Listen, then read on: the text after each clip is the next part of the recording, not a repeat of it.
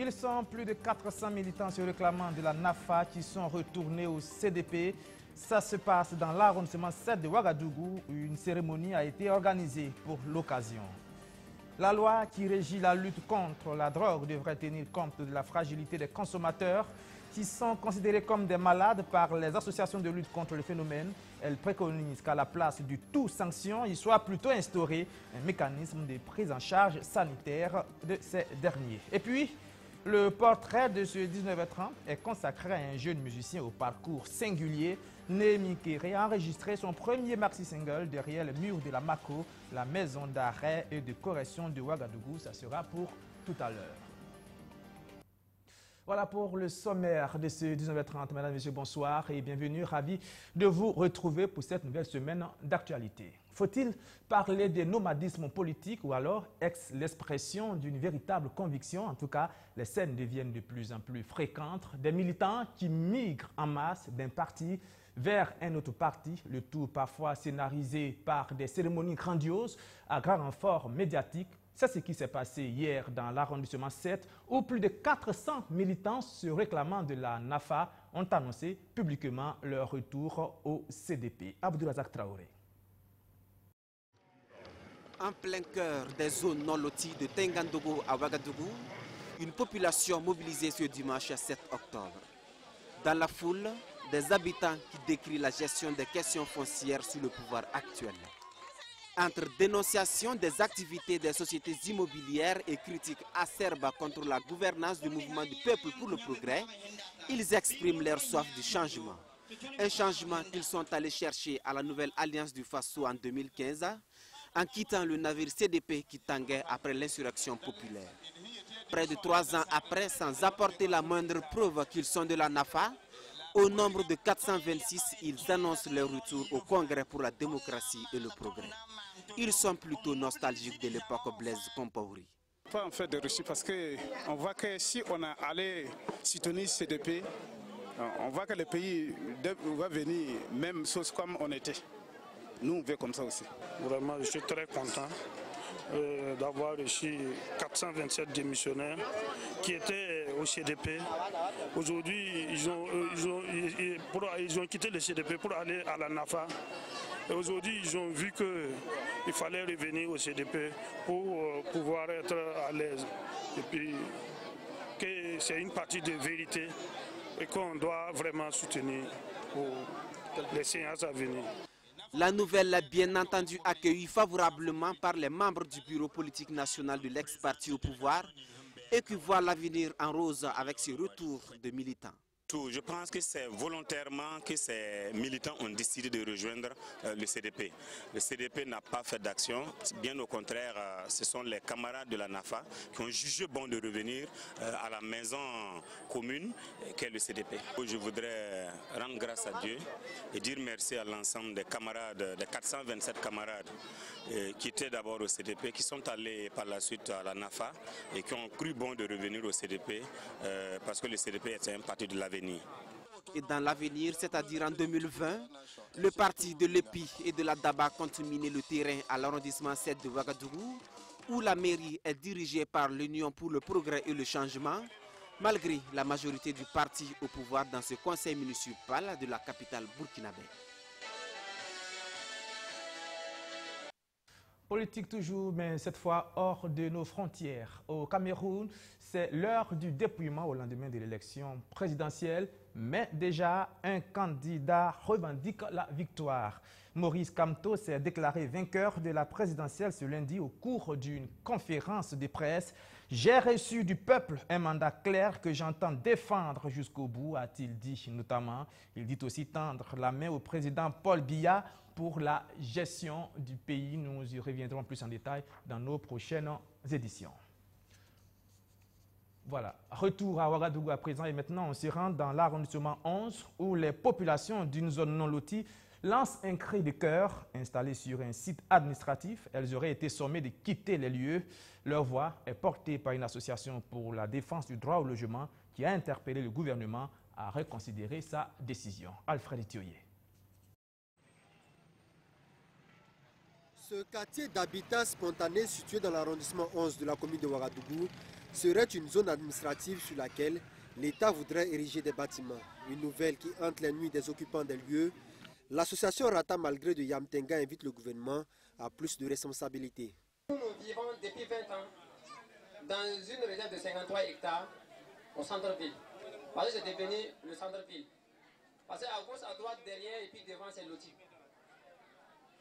Donc, si nous on se déplace pour aller demander même de l'eau à boire, on nous dit que comme c'est une réserve de 53 hectares, et puis d'autres disent que c'est la gare de train, d'autres disent que c'est une, qu'on veut transformer ça en cité, nous on ne sait même pas là où nous-mêmes nous sommes.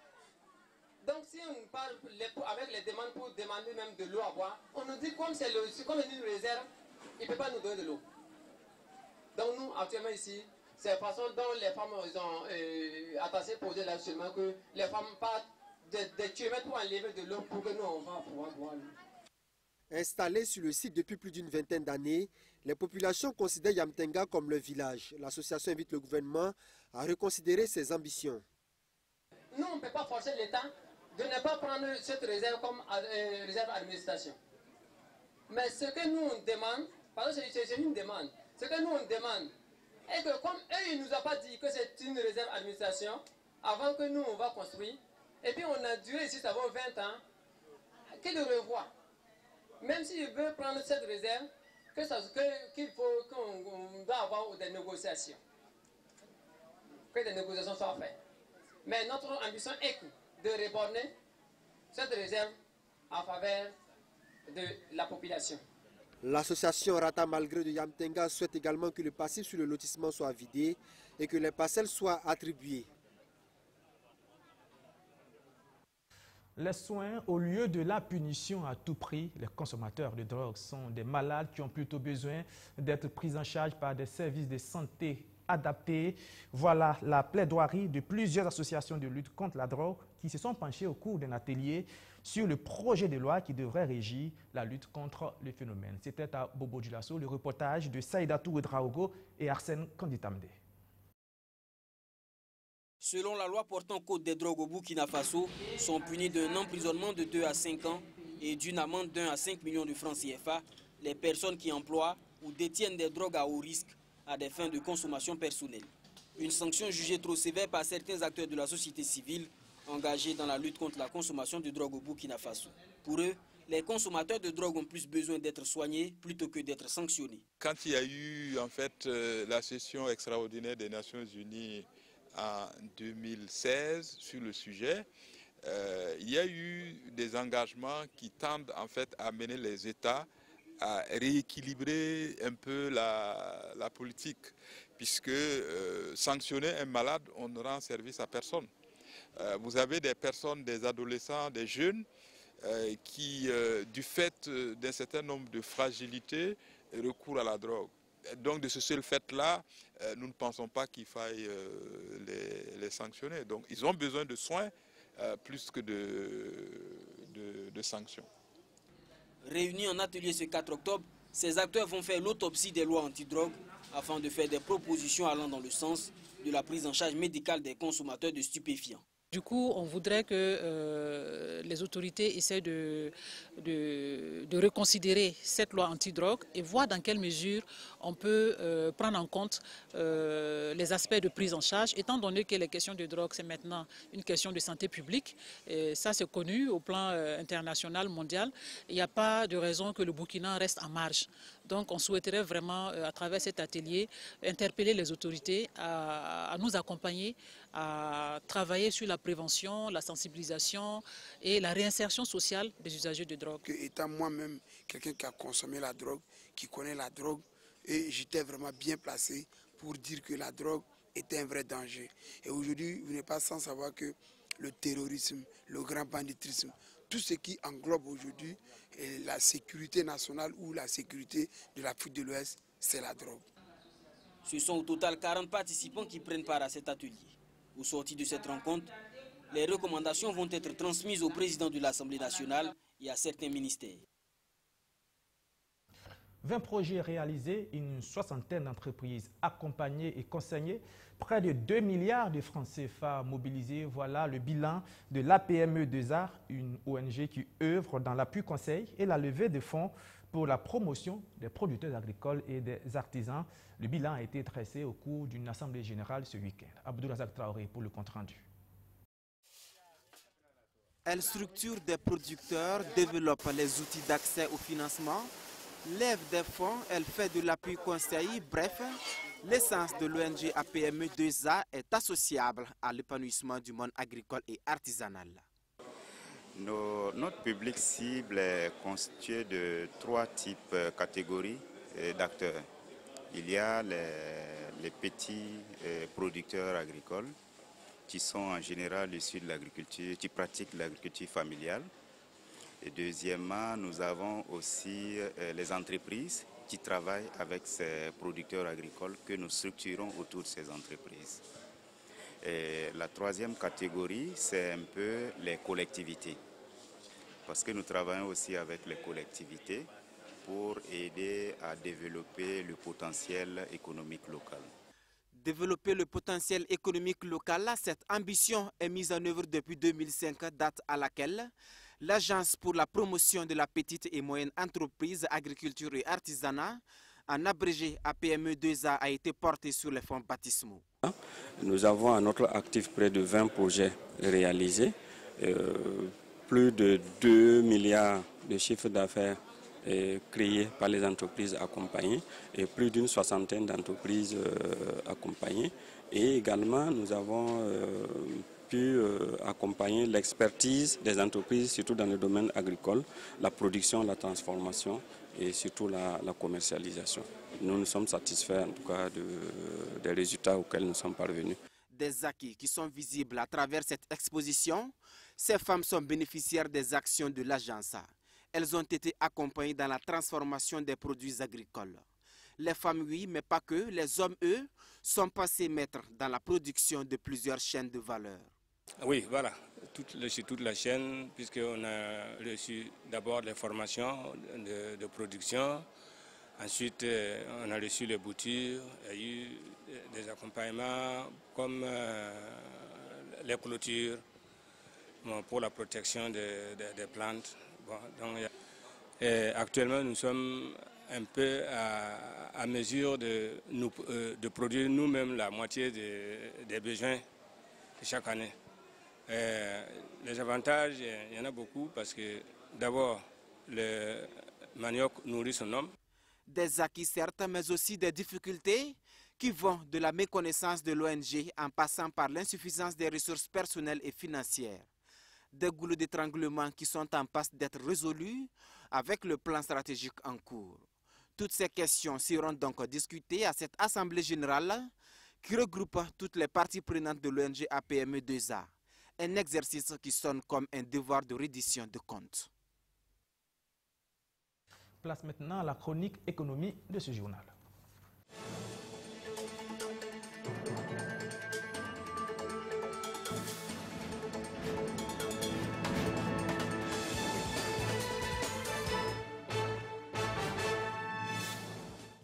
Et nous parlons de la crise dans le secteur des huileries. Où en sont les discussions qui devraient aboutir à l'écoulement des huiles produites sur place? Et surtout, quelles seront les mesures qui seront prises pour lutter contre les importations frauduleuses? Voilà, c'est sur ces questions que se sont penchés nos confrères de l'économiste du Faso. C'est un élément signé Abdourazak Traoré. Dans la crise qui secoue le secteur des huileries au Burkina Faso, les concertations engagées par le gouvernement ont abouti à des issues, dont le rachat des stocks invendus des huiles par les importateurs. Les pourparlers se poursuivent avec à la clé les modalités d'enlèvement. À ce jour, selon l'économiste du Faso, ce sont 17 grands commerçants qui sont dans la dynamique du rachat des stocks. Les commerçants, les importateurs, parce qu'en réalité c'est eux les importateurs, rachètent, c'est une façon de contribuer à la résolution de la crise parce qu'ils sont une partie du problème, parce que c'est parce qu'ils importent un peu beaucoup et que le produit, voilà ce qui conduit à ce que le produit local n'arrive pas à avoir un marché. Le rachat des stocks à lui seul ne saurait décanter la situation. Les acteurs en sont conscients et parmi les solutions structurelles envisagées, la lutte contre l'importation frauduleuse dans le domaine. Elle paraît comme la plus pressante afin de parer au coût de la mévente. C'est tout le sens des exigences des importateurs vis-à-vis du gouvernement. Et dans cette importation, il y a de l'importation frauduleuse qui fait que les gens vendent à des prix défiant toute concurrence et c'est pas dans l'intérêt des unités de production. Vous savez qu'un pays ne se développe que s'il transforme sa production localement, qu'il ajoute une plus-value à cette production. C'est ce que les unités industrielles essaient de faire. Donc ils créent de l'emploi, ils transforment la ressource localement, ils construisent des infrastructures. Structurés en réseau des importateurs, les commerçants dans leur mémorandum ont souhaité également que les autorisations spéciales d'importation ne soient délivrées qu'aux seuls membres du réseau. L'État n'y serait pas contre, nous apprend l'hebdomadaire économique, qui souligne pourtant que cette manière de faire peut aller à l'encontre des textes en vigueur, qui sont contre le système de monopole. Les discussions se poursuivent dans tous les cas sur ce volet, tout comme dans l'aspect assainissement des procédures douanières. C'est-à-dire que même l'huile importée, on estime que l'huile importée est importée à trop bas prix, est dédouanée à trop bas prix, ce qui fait que de toutes les façons, si ces deux huiles se retrouvent sur le marché, le commerçant ou les revendeurs ont tendance à vendre l'huile locale qui est moins chère que notre huile, ce qui, d'un autre côté, bon, peut être anticoncurrentiel parce que ça veut dire que c'est de l'huile qui, d'une certaine façon, est subventionnée. Dans la même logique, les importateurs et les producteurs conviennent qu'il faut une application stricte de la TVA sur les huiles alimentaires en vente sur l'ensemble du territoire.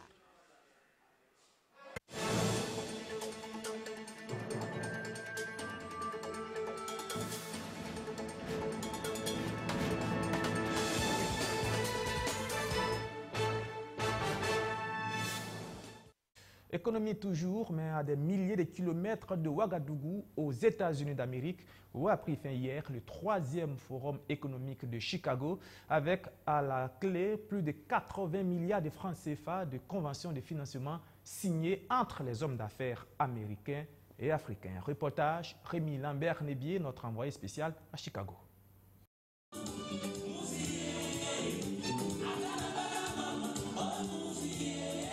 C'est dans cette ambiance festive que les rideaux retombent ce soir sur la 3e édition du Forum économique de Chicago. Et les nostalgiques de la musique africaine des années de l'indépendance se rendent bien compte de qui est en train de prester derrière moi. Il s'agit bien de l'icône de la musique africaine, le Camerounais Elvis Kemayo, donc qui est en train de s'aimer la bonne humeur à cette 3e édition du Forum économique de Chicago qui se termine ainsi donc sur de très bonnes notes.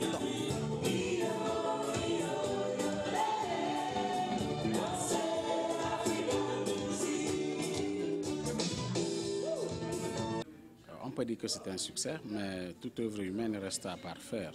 On a vu beaucoup de contrats être signés, du moins les protocoles d'entente être signés. Nous avons dénombré à peu près 37 protocoles d'entente entre les investisseurs, les hommes d'affaires venus d'Afrique et ceux venus d'Amérique et d'autres continents comme d'Asie aussi.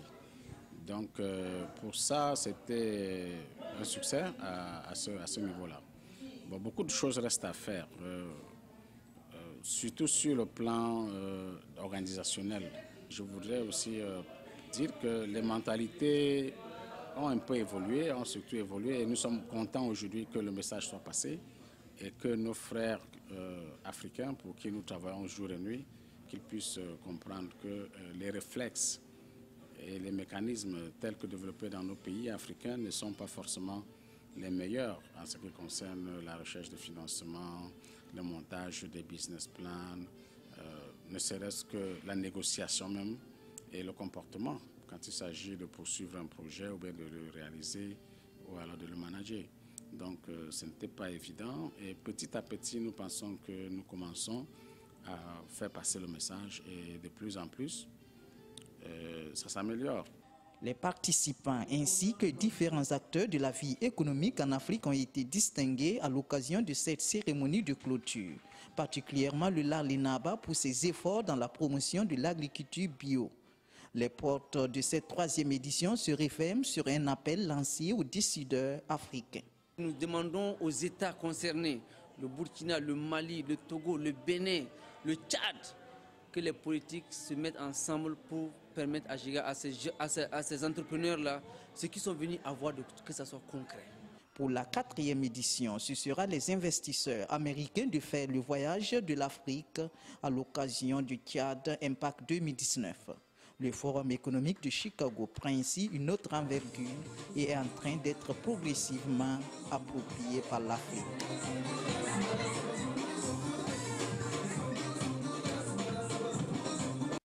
Tout autre chose, on passe à présent au feuilleton du procès du Putsch-Manqueux de septembre 2015. Ce 8 octobre a débuté l'interrogatoire de Faisal Nanema. Il est notamment cité parmi les manifestants qui ont incendié le domicile du défunt président de l'Assemblée nationale Salifou Diallo et de celui de Safiatou Lopez. Il est accusé de complicité de dégradation volontaire, aggravée des biens et de recel. Faisal Nanema a plaidé non coupable. Le récit de Roméo Koïta.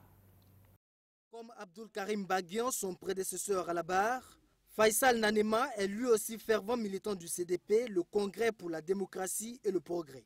Il est poursuivi pour 2 chefs d'accusation, complicité de dégradation volontaire aggravée de biens et de recel. Selon son récit, lorsqu'il apprend le 16 septembre 2015 que le Conseil des ministres est interrompu par les éléments du RSP, il était très content. J'ai dit Dieu merci quand j'ai reçu le message sur mon téléphone. Parce que pour moi, le putsch allait permettre de résoudre une injustice qui était l'exclusion de mon parti aux élections de 2015, explique-t-il. Il se rendra alors au siège du CDP pour voir s'il y a des orientations du parti sur la question. Mais il n'en était rien. Le lendemain 17 septembre, après avoir suivi la déclaration du CND à la télévision, l'accusé dit avoir lu sur les réseaux sociaux des appels à la mobilisation pour soutenir le putsch. C'est de là que des jeunes pro-putsch ont pris l'initiative d'aller incendier le domicile de feu Salifou Diallo. L'accusé dit qu'il ne partageait pas cette idée. J'ai arrêté 2 cargos de militaires de l'ex-RSP qui passaient par là.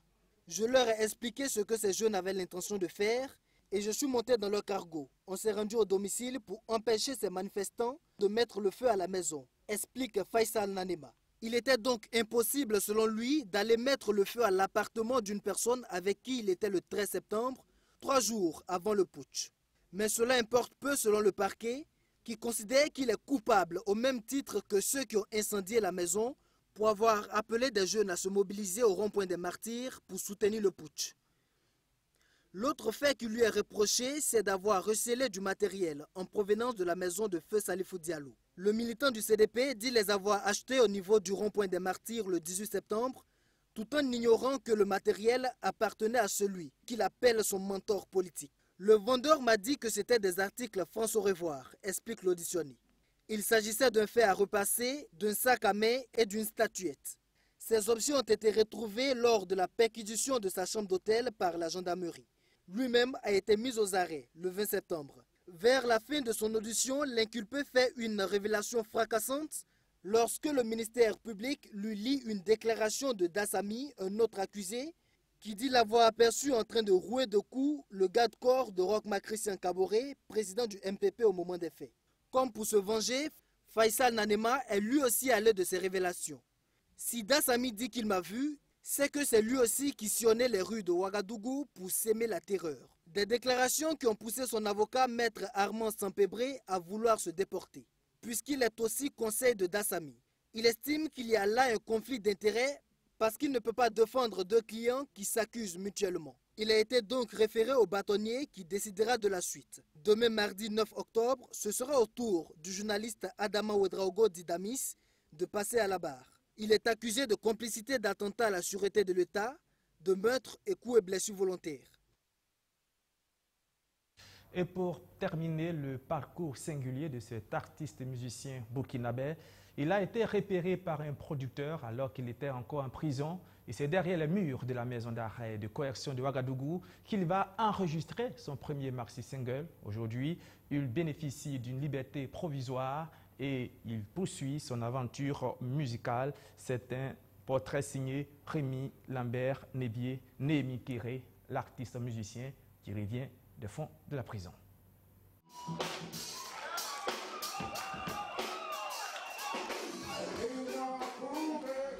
Entre le rêve de se produire sur les grandes scènes nationales et internationales et la solitude de la prison qu'il a connue, le parcours de Némi Kéré dans la musique se réalise en 3 étapes. La première, ce sont les moments de solitude derrière le mur de cette grande bâtisse, la maison d'arrêt et de correction de Ouagadougou. Il y a passé 5 ans de sa jeunesse. À cause de manque de moyens, parce que mon vieux, il a laissé son boulot. Ça a duré et puis il n'arrive pas à payer notre scolarité. Donc moi j'ai quitté le banc depuis ce 1. Donc c'est ça aussi qui m'a amené à faire le banditisme pour avoir souvent aidé ma mère et mes petits frères pour les faire nourrir de temps en temps. Il y a des gens aussi qui ont vu que eux aussi bon, peuvent m'exploiter à vendre la drogue, la cocaïne pour eux. En 2009, quand j'ai commencé à vendre, on m'a arrêté en 2014 pour la vente de drogue, de la cocaïne. Des moments douloureux comme la perte de ses jumelles mortes en couche et de leur maman quelques mois plus tard. Il en a ruminé durant son séjour carcéral. Mais c'est également dans ce milieu où cohabitent abîme, amertume, regret, solitude et peine que s'est révélée en lui la musique, grâce à cet homme, Drasco. J'étais allé en prison pour assister à un événement. Et c'est là-bas que j'ai vu Némi pour la première fois, voilà, et chanter. Quand je l'ai vu chanter, je me suis dit, mais voici quelqu'un quand même qui a quelque chose. Voilà, même s'il est un détenu, on peut essayer de faire quelque chose pour lui. Quand j'ai fini de chanter, il vient devant moi, je vais te produire en prison. Je dis que Dieu te donne la force. Son désormais producteur va à partir de ce moment accélérer les choses et Némi commence à croire en ses talents d'artiste musicien. C'est la 2e étape de sa jeune carrière. Je ne savais pas que j'ai un talent musical. Je me suis donné courage seulement pour dire ouais, aujourd'hui, moi aussi je veux faire, voir est-ce que les gens vont m'apprécier. Alors qu'il est toujours en détention, son producteur et un groupe d'artistes vont aménager l'une des salles de la Mako en studio d'enregistrement. Les répétitions s'enchaînent et son premier maxi prend forme.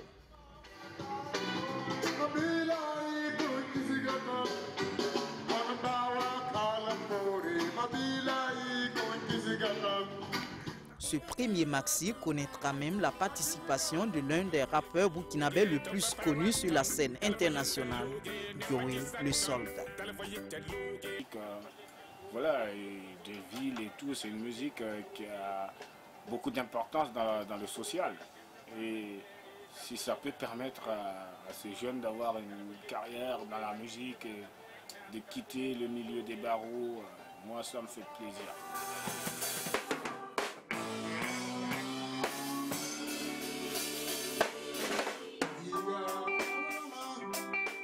En quelques mois de travail acharné, le maxi est enregistré tout en live et baptisé Yikpo ou Lève-toi en langue mori.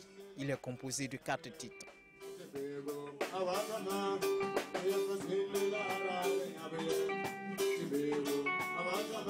Il parle des frères, de se lever pendant qu'il est temps pour se battre, nourrir les frères et nourrir nos mamans. Toute la famille nous regarde.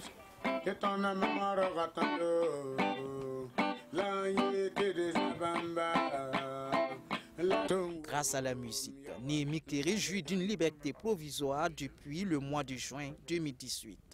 Il m'a assuré et il m'a promis, juré, qu'il ne va plus aller dans ce domaine-là. Et qu'il fera tout pour ne pas me mettre la honte à moi, ni à tous ceux qui lui ont fait confiance. C'est le début de la 3e étape de cette carrière naissante à laquelle Némi Kiri souhaite ajouter d'autres étapes pleines de succès.